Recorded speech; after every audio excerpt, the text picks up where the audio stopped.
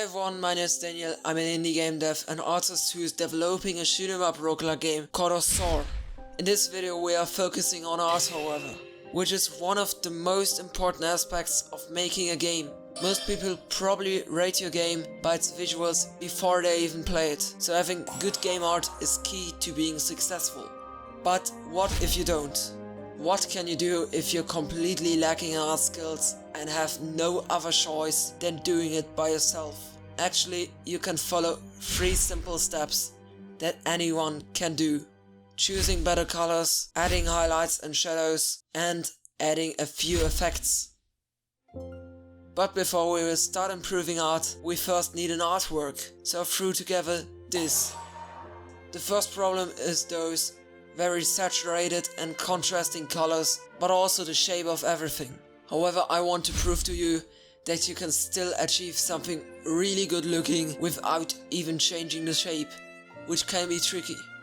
As said before, step number 1 is choosing better colors. Even though you think you need skill for that, you don't, because there are generators for color schemes. You can find those very easily just by searching, but I might put a link or 2 in the description.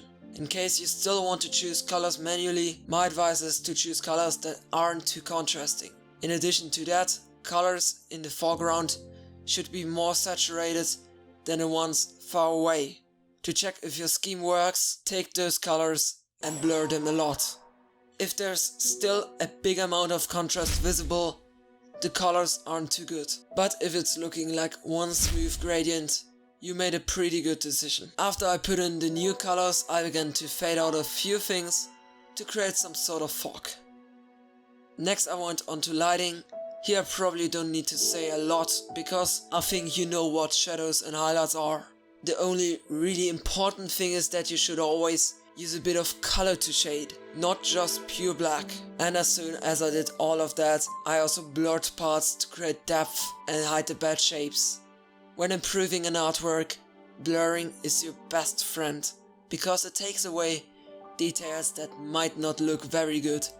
Lastly, I added sun shafts, aka God rays, which improve literally every artwork. Then some simple dust particles, a colored gradient, vignette effect, and last but not least, a camera raw filter. Additionally, I decided to throw an old paper texture on top, so there's some sort of texture, and I made the moon glow so it really pops. And that's all I need to say about this artwork.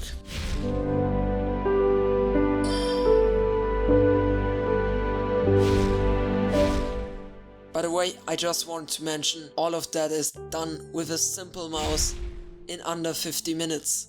So everybody can do it. Yes, you need to have a little bit of feel of what looks good, but you can also ask about people's opinions. And with that, I hope that I helped you to make better art for your projects. If you still do have a few questions, leave them in the comment section and I will try to answer them as best as I can.